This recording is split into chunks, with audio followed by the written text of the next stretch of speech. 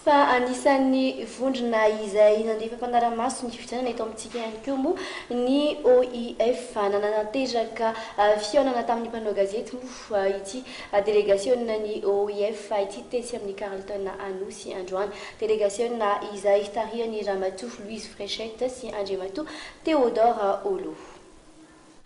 Dingana goavana fa Madagasikara miverina amin'ny fanjakana manaraka ny lalam-pandrenana ny fifidianana izay ho totosaina ny 20 Desambra ho avy izao. Hoy ny vondron'ny firenena mampiasa ny ampahana manontolo ny teny frantsay na ny OIF. Manantena ny hatateraka io fifidianana io ao anatin'ny filaminana ny OIF araka nambarandramatoa Louise Fréchette.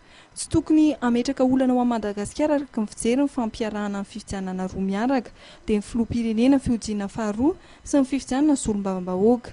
Nosy mitarika ny délégationn'ny OIF fa hatateraka tsakany sy andavan'ny fifidianana izay ho totosaina ny 20 Desambra izao dia ilaina ny isian'ny lama sy ny rindra mazava ao anatin'ny birao-mpandatsaham-bato. On a tenu un séminaire il y a quelques semaines justement sur cette question des élections jumelées. Je pense qu'il s'agit avant tout de faire en sorte que le parcours pour l'électeur soit clair, parce qu'il y aura 2 bulletins, 2 urnes, donc il faut qu'il y ait un certain ordre dans lequel les choses s'effectuent à l'intérieur du bureau de vote, et c'est là-dessus qu'a porté nos conseils. Et encore une fois, en parlant avec la présidente de la CENIT, j'étais heureuse de rendre compte qu'effectivement, on a prévu une organisation du parcours de l'électeur pour faire en sorte que ce soit le plus clair possible, en commençant par le vote présidentiel et ensuite qu'on passe au second vote dans le même bureau dans un ordre logique et clair. Ny OIF izay anisan'ny nanome torolalana tao aorian'ny fifidianana filoham-pirenena fihojiana voaloha izay nataony 5 Oktobra lasa teo. Nambaran'ny mpitarika ny délégationna fa misy ireo teboka niraisin'ny Sénit ary nitondrana fanatsarana.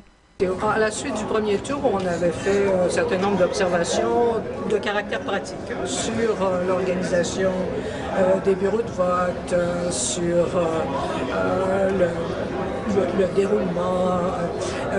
Il n'y avait rien de dramatique là-dedans, mais il y avait certaines mesures qui pouvaient être prises pour faciliter un peu la tenue du scrutin.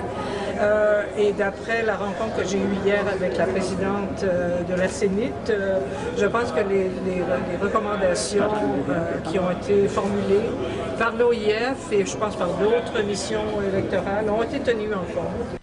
Mpanaramaso fifidianana 3 isa avy amin'ny OIF no hiparitaka amin'ny faritra 12 eto amin'ny Nosy hijery fisotro fifidianana filoham-pirenena fihojiana faharoa sy ny fifidianana solombavam-bahoaka izay ataony 20 Desambra ho avy izao.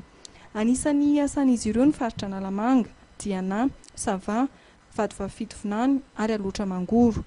Nambaran'ny mpitarika ny délégationn'ny OIF fa maromaro ireo teboka hojeren'ny mpanaramason'ny OIF akaiky, anisan'izany momba ny lisam-pifidianana ary ny fotoana isokafan'ny birao-pifidianana. Marihana fa ny OIF dia anisan'ny mitondra anjara biriky ara-bola sy ara-teknika amin'ny fanatotosana ny fifidianana.